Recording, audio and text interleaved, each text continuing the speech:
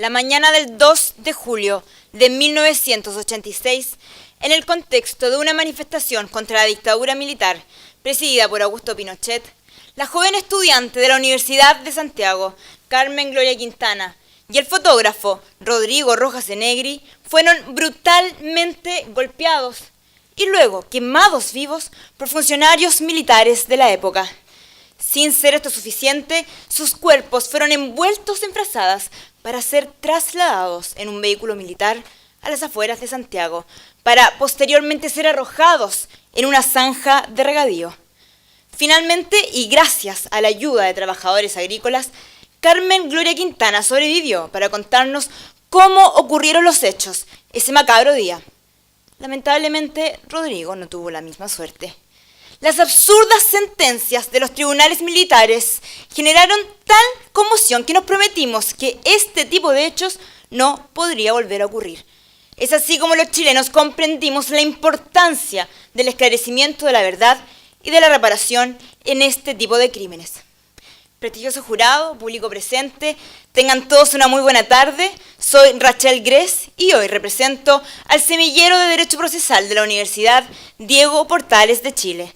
Es realmente un honor para mí exponer ante tan distinguida audiencia.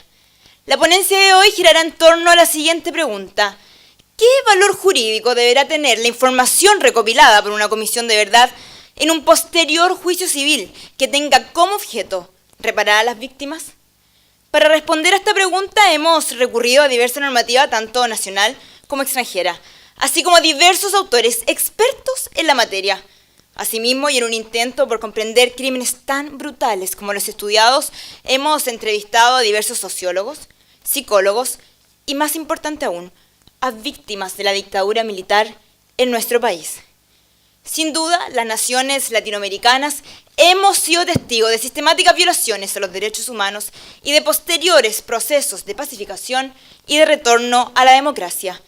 La experiencia nos demuestra que el Estado no se ha responsabilizado ni ha sido capaz de otorgar la justicia y la reparación que las víctimas y las familias se merecen.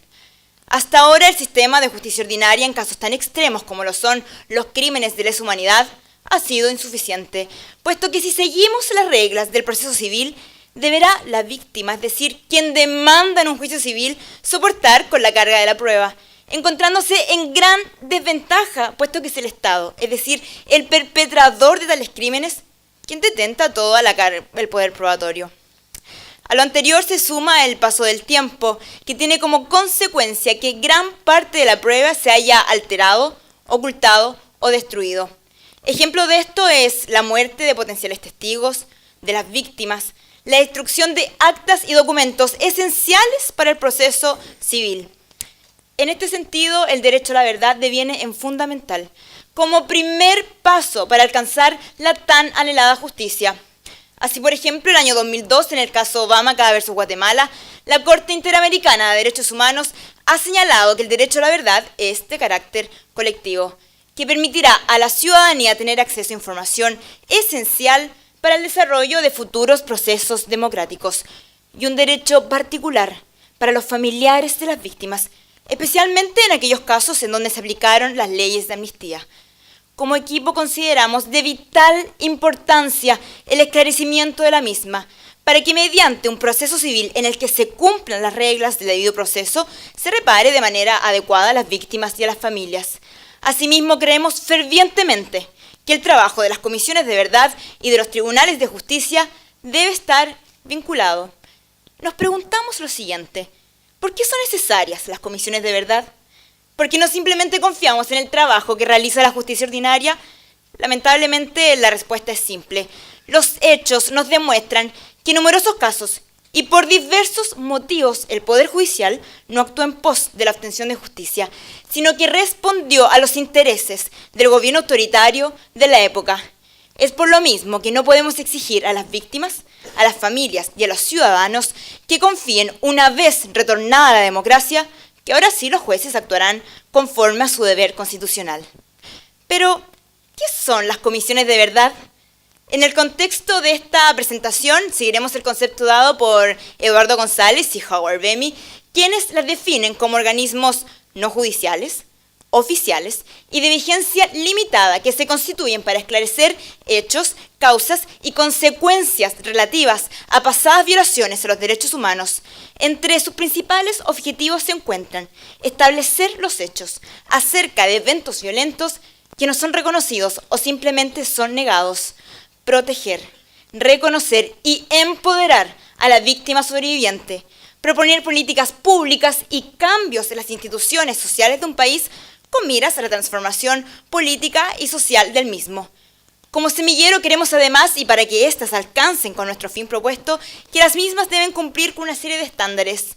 En primer lugar, la elección de sus miembros no puede ser al azar, sino que debe estar conformados por personas de conocimientos idóneos, respetables, con reconocidas carreras en el ámbito público y reconocidas además en la defensa y promoción en los derechos humanos. Asimismo, los profesionales que la integren deberán dedicarse a diversas disciplinas, como por ejemplo antropólogos, médicos, psicólogos, entre otros, para así garantizar la multidisciplinaridad de la misma.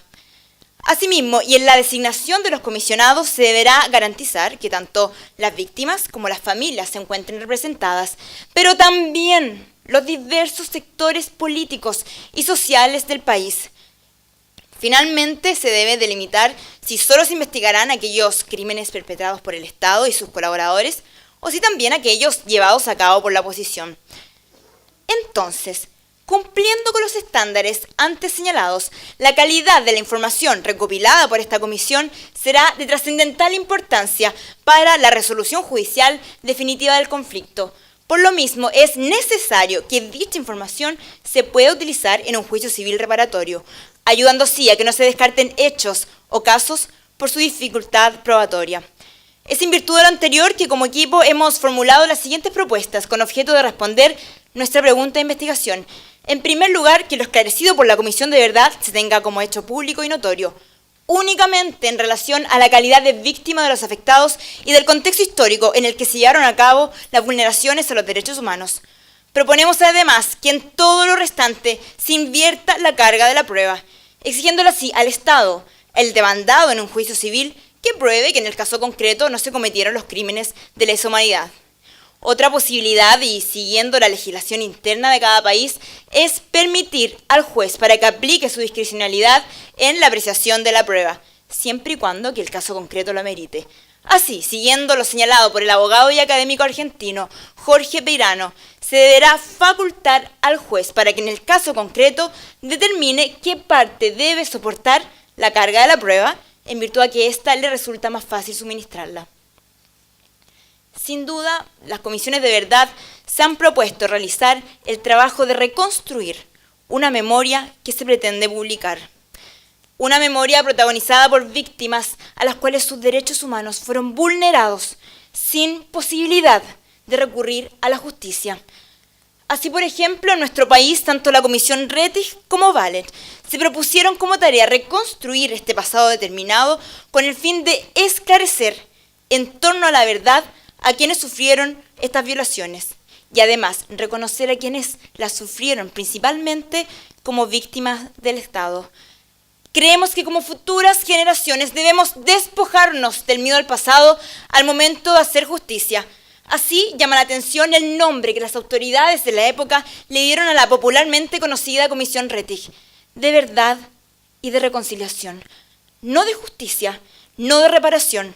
Creemos que resulta imperioso hoy más que nunca otorgar a los diversos relatos de memoria que se consolidaron en la esfera pública no solo una consolidación en la memoria colectiva, sino con valor probatorio que trascienda, para que al fin la justicia vuelva a actuar como corresponde, castigando a los culpables y reparando a las víctimas.